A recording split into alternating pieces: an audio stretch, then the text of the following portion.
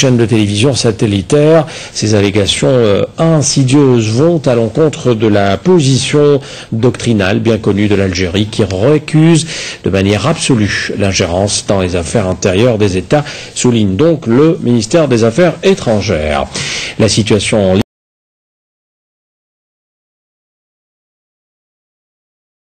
du RCD ont été dispersés par la police qui a vite rétabli la circulation. Rassemblés en petits groupes, ils scandaient des slogans pour plus de liberté et l'accès aux médias lourds. Le président du RCD, Saïd Saadi, qui participait à la manifestation, est monté sur le toit d'un véhicule de la police pour prendre la parole, vous allez le voir dans un instant, avant que les forces de l'ordre n'interviennent pour le faire descendre du véhicule. Un autre groupe de jeunes sont venus des quartiers environnants pour manifester leur désapprobation à cette marche. Suite à de profondes divergences, ce qu'on appelle la CNCD, la Coordination nationale pour le changement et la démocratie, s'est scindée, pour rappel, en deux structures, dont l'une est favorable à la marche, tandis que l'autre s'y oppose. Écoutons à propos quelques réactions recueillies ce matin à chaud.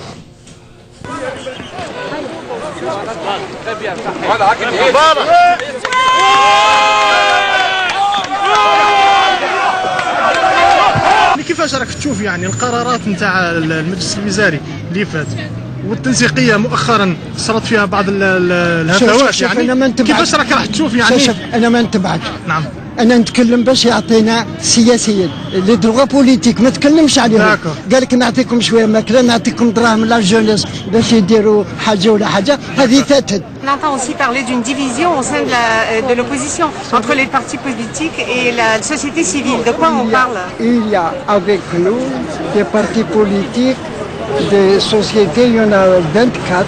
De l'autre côté, il n'y en a que 5. Ils sont allés du côté qui veulent négocier avec le pouvoir. Il n'y a aucune négociation avec le pouvoir. Tout ce que le pouvoir veut donner, c'est le tube digestif et de l'argent aux jeunes. Voilà ce qu'il a décidé au Conseil des ministres.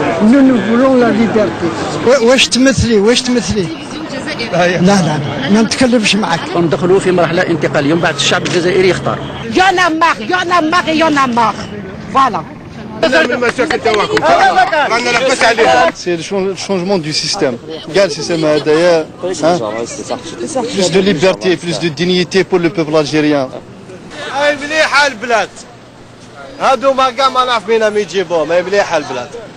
Vous constatez vous-même qu'il y a un état de siège, malgré que ça fait 24 heures qu'on l'a levé. Donc on n'a pas avancé et les gens qui s'expriment pacifiquement, on les refuse. Par contre les autres, on les confine, on les protège, et ben nous non, on n'a pas le droit, même pas de stationner. Alors si vous êtes chez vous et vous ne pouvez pas stationner, alors et on va peut-être s'envoler. Nous sommes des Algériens mais on a la mémoire très courte. J'ai du mal, c'est l'émotion, j'ai du mal à m'exprimer. 10 سنين. Le couvre-feu, domicile à flot. Aujourd'hui, alhamdoulilah, qu'est-ce qui nous manque? Ils ont obtenu des logements, ils ont du travail, maintenant il faut faire la main dans la main pour pouvoir développer le pays. Voilà si on a envie de ces Algériens s'en sortent. Mais il nous manque rien, alhamdoulilah. Et aujourd'hui, jamais on ne se pliera pas.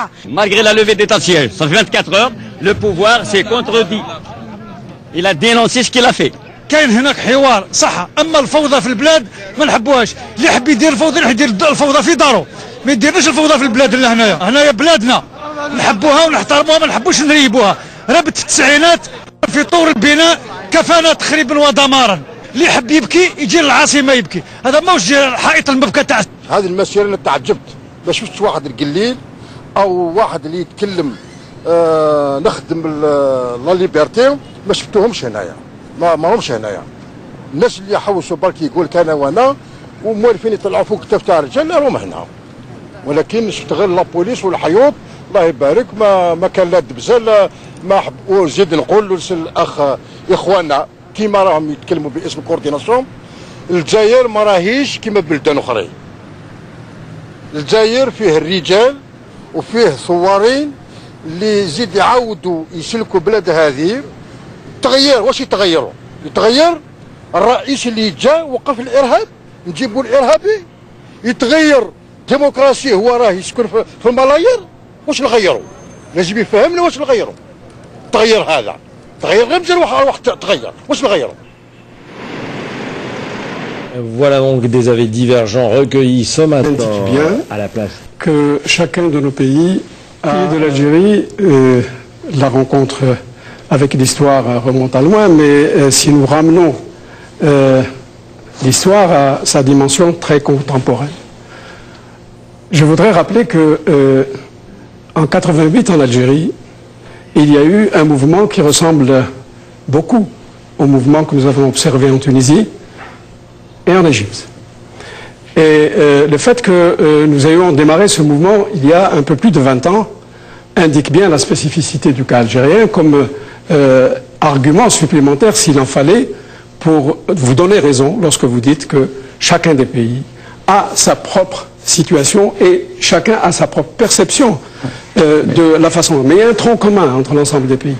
Ce sont des pays qui sont très jaloux de leur authenticité et ce sont des pays qui, lorsque le peuple prend le drapeau, eh bien, ça signifie que c'est eux qui désignent le pays, c'est le peuple et le drapeau ensemble qui désignent le pays. Le mouvement est né d'une situation politique tendue et d'une situation économique encore plus tendue. Et la conjonction entre ces deux faits a créé cette colère qui est rapidement montée et qui a donné des résultats extraordinaires.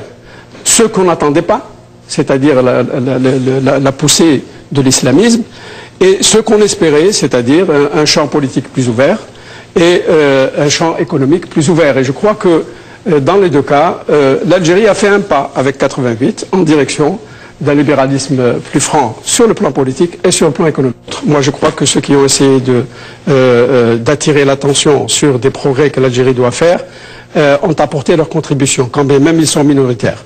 Ce n'est certainement pas les policiers, parce qu'on cite le chiffre de 30 000, alors qu'en réalité, le chiffre n'est pas supérieur à 1000 personnes. Mais l'échec, si échec il y a, c'est dans la sérénité du peuple algérien partout ailleurs. Et la mémoire. Alors, il faut lui demander pourquoi ce peuple algérien, pourquoi il est aussi serein aujourd'hui, alors qu'autour de nous, il y a des incendies qui s'allument.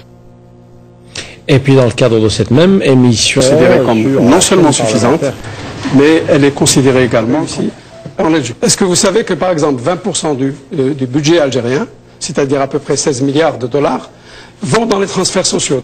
Nous avons eu maintenant notre troisième plan quinquennal, le troisième a démarré en 2010, il y a eu deux plans qui ont précédé. Ces deux plans nous ont permis de réaliser 2 millions de logements. Le chômage en 2000 était de 30% globalement. En 2010, il est de 10% globalement. C'est pas peu dire. Et l'argent qu'on est en train de chercher pour savoir qu'est-ce qu'on en a fait, il a servi entre autres à opérer cette mutation. Nous avons une législation qui fonctionne aujourd'hui.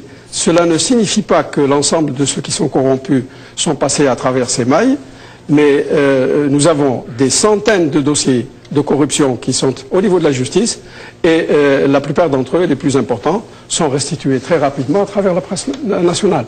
Donc ça peut être un encouragement, effectivement, à plus de transparence et donc à une réduction